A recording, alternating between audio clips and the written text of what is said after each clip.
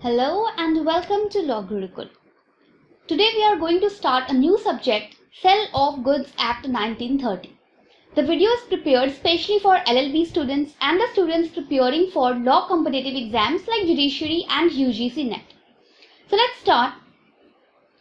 The contracts or agreements related to the sale of goods are governed under the Sale of Goods Act 1930. Sale of Goods Act 1930 में क्या है? ये act क्या बताता है?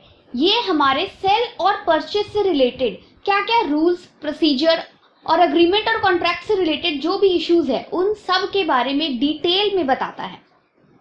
The law relating to sell and purchase of goods prior to 1930 were dealt by the Indian Contract Act 1872. Sale of goods act 1930 के existence में आने से पहले ये गुड्स के सेल और परचेज से रिलेटेड जो भी इश्यूज थे, जो भी रूल्स थे, जो भी लॉज थे, वो इंडियन कॉन्ट्रैक्ट एक्ट के अंडर ही गवर्न होते थे. बाद में इंडियन कॉन्ट्रैक्ट एक्ट में से जो सेक्शन 76 से 123 का जो सेक्शन था, जो सेल ऑफ गुड्स से रिलेटेड प्रोविजन कंटेन करता था, उसे इंडियन कॉन्ट्रैक्ट एक्ट से हटाकर एक सेपरेट एक्ट बना दिया गया इन द ईयर 1930 और उस एक्ट का नाम दिया गया सेल ऑफ गुड्स एक्ट 1930. यानी गुड्स के सेल और परचेज से रिलेटेड जो भी टर्म्स, कंडीशंस, रूल, रेगुलेशन होने चाहिए वो सभी इस सेल ऑफ गुड्स एक्ट 1930 में कंटेन है. The sale of goods act is based on English sale of goods act. ये जो हमारा Indian sale of goods act 1930 है वो English sale of goods act के बेस पर बनाया गया है. It came into existence on 1 July 1930. इस एक्ट में टोटल 7 चैप्टर्स हैं और 66 सेक्शंस हैं. जैसे कि मोस्टली एक्ट्स में होता है, सेक्शन 2 में सारे डेफिनेशंस कंटेन है. Same sale of goods act में भी जो सेक्शन 2 है उसमें सारे डेफिनेशन कंटेन किए गए. हम सिर्फ इंपॉर्टेंट डेफिनेशंस को ही पढ़ेंगे. सेक्शन 2 में हर वर्ड का जो प्रॉपर डेफिनेशन है वो बताया गया है, बट एग्जाम के पर्पज से जो इंपॉर्टेंट डेफिनेशन है हम सिर्फ उन्हें डिस्कस करेंगे. Section 2 subsection 1 defines buyer. Section 2 subsection 13 defines seller.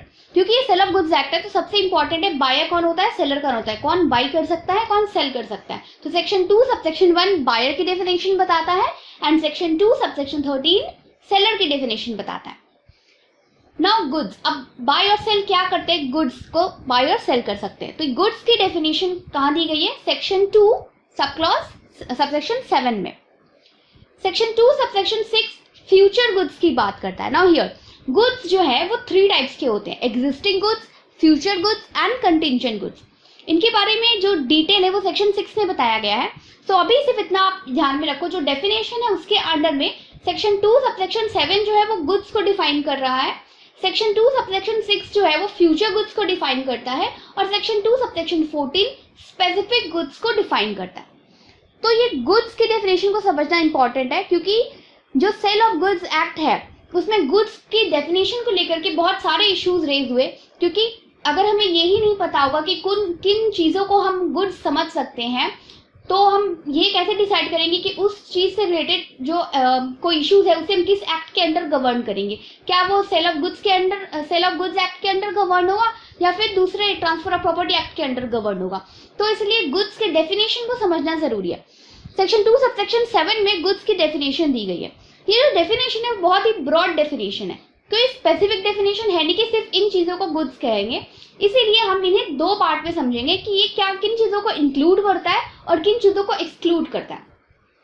Goods basically 2 types के हुए, इमूवेबल एंड मूवेबल. जो इमूवेबल गुड्स है यानी कि जो इमूवेबल प्रॉपर्टी है वो गवर्न होती है by the act of transfer of property act. Transfer of property act में वो सारे इमूवेबल प्रॉपर्टी से रिलेटेड जो भी प्रोविजन है वो उस एक्ट में डील होता है. तो सेल ऑफ गुड्स एक्ट किन गुड्स को एक्सक्लूड करता है, ये इमूवेबल प्रॉपर्टीज को एक्सक्लूड करता है. एक्शनेबल क्लेम को एक्सक्लूड करता है. एक्शनेबल क्लेम यानी कि जो डेब्ट है या फिर प्लेज से रिलेटेड जो भी प्रॉपर्टीज है उन्हें भी एक्सक्लूड करता है sale of goods act. Money या फिर करेंसी जो है वो भी गुड्स के डेफिनेशन से एक्सक्लूड की गई है. तो ये हो गया एक्सक्लूजन. अब इसमें आता क्या क्या है, गुड्स क्या क्या इंक्लूड करता है, किन चीजों को हम गुड्स मान सकते हैं. ग्रोइंग क्रॉप्स, लैंड जो है वो इमूवेबल प्रॉपर्टी है, वो ट्रांसफर ऑफ प्रॉपर्टी एक्ट के अंडर डील होता है. बट उस लैंड के ऊपर जो क्रॉप्स ग्रो हो रहे हैं दैट इज मूवेबल, ठीक है. और ये जो मूवेबल गुड्स है वो सेक्शन 2 सबसेक्शन 7 गुड्स के अंडर आता है, और उन क्रॉप्स को लेकर के, उन क्रॉप से रिलेटेड जो भी सेल परचेज का इश्यूज है वो सेल ऑफ गुड्स एक्ट के अंडर ही गवर्न होंगे। Similarly standing timber, grass, old currency. Now here currency जो है, जो करेंसी अभी चल रही है मार्केट में वो एक्सक्लूड की जाती है, बट जो ओल्ड करेंसी है जो अभी मार्केट में नहीं चल सकती है, उन करेंसीज को लोग ऐसे अपने शौक के तरफ से या फिर ऐसे कलेक्शन के वजह से ओल्ड करेंसीज को सेल और परचेस करते हैं, इसलिए ओल्ड करेंसीज को गुड्स माना गया है और इससे रिलेटेड जो भी इश्यूज है वो सेल ऑफ गुड्स एक्ट के अंदर गवर्न होते हैं, बट जो करेंसी अभी चल रही है वो उन्हें एक्सक्लूड किया गया। Clear? Water, gas, electricity, now the patent, trademark, ये सब जो है ये जब तक वो माइंड में है तब तक इंटेलेक्चुअल प्रॉपर्टी है, बट जैसे ही उसे एक फॉर्म मिल जाता है, वो पेटेंट बन जाता है, उसके बाद वो सेल ऑफ गुड्स की कैटेगरी में आ जाता है। गुडविल, शेयर्स एंड स्टॉक, ये सभी गुड्स की डेफिनेशन में इंक्लूड करते हैं। इतना स्पेसिफिक बताने के बाद भी बहुत बार ऐसी इश्यूज रेज हो जाती है कि इस चीज को हम गुड्स मानेंगे या नहीं मानेंगे, वो सेल ऑफ गुड्स एक्ट के अंडर गवर्न होगा या किसी दूसरे एक्ट के अंडर गवर्न होगा। So we will see some case laws relating to these issues. Tata Consultancy Services, that is TCS versus State of Andhra Pradesh. Now, it was held that despite of being an intangible commodity, computer software can be included in the definition of goods for the purpose of the act. इस case में ये issue raise हुआ कि क्या computer software को goods माना जाएगा या नहीं माना जाएगा। So it was held in this case that computer software जो है वो भी गुड्स की कैटेगरी में ही आएंगे, एंड जो कंप्यूटर सॉफ्टवेयर है वो सेल ऑफ गुड्स एक्ट के अंदर ही गवर्न होंगे। Next is sunrise associates versus government of NCT of Delhi. Exclusion of lottery tickets from the definition of goods.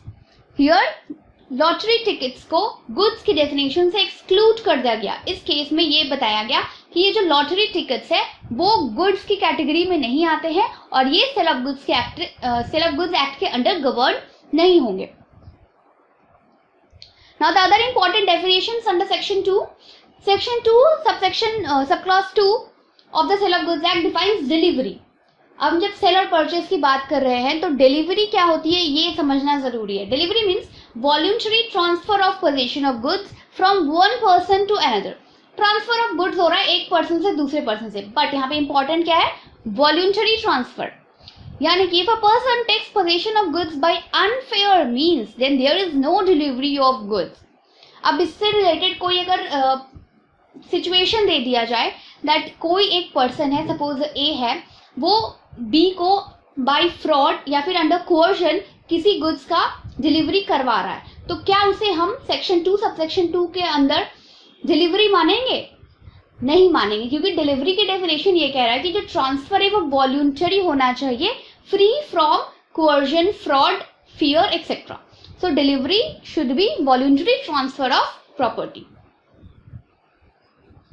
Next is section 2 subsection 6 जो है वो फ्यूचर गुड्स को define करता है। फ्यूचर गुड्स क्या है? That the goods that will either be manufactured और produced और acquired by the seller at the time the contract of sale is met.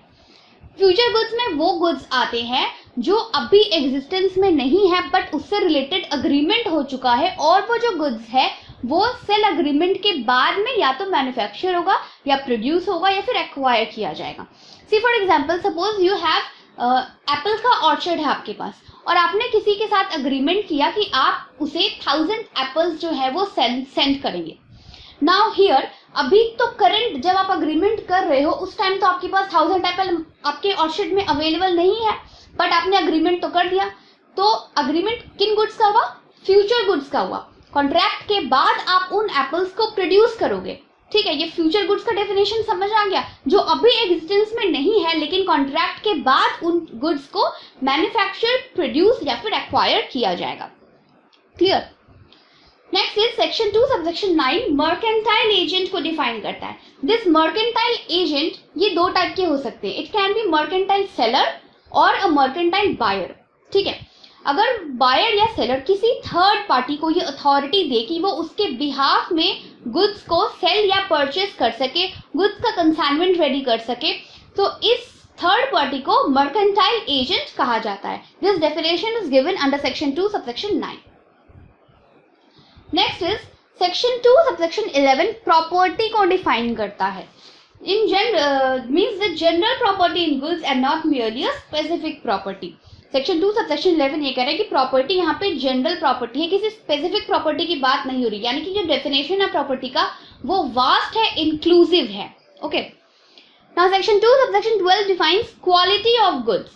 तो क्वालिटी ऑफ गुड्स क्या कहता है? इट इंक्लूड्स देयर स्टेट और condition.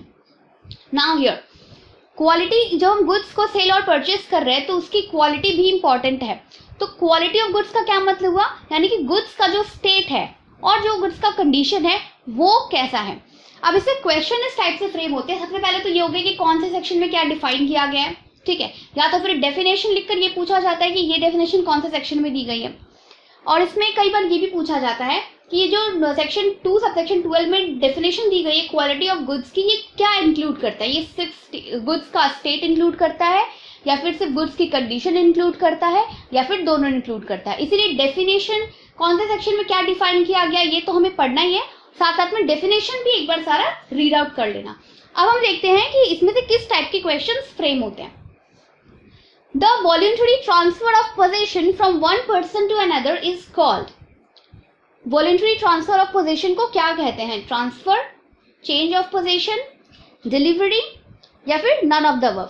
अगर आपने डेफिनेशन नहीं पढ़ी है तो ये जो तीनों ऑप्शंस हैं ये सभी सेम लग रहा है ये भी करेक्ट है, ये भी करेक्ट है, ये भी करेक्ट हो. So it's important to read the definition first, then go for the answers and comments में below in the comment section your answers. Next question is section 2 subsection dash of the sale of goods act 1930 defines good. कौन से section में goods की definition दी गई है? 5, 6, 7 या फिर 8. Next is future goods means goods to be manufactured or produced or acquired by the seller in future prescribed time, after making of contract, before making of contract या फिर none of the above. इनमें से कौन सा word जो है, कौन सा ऑप्शन है वो फ्यूचर गुड्स से रेलेवेंट है? Guys, if you like the video, please comment me below so that I will prepare the next part of the video. Please subscribe the channel and press the bell icon for regular lectures. Thank you.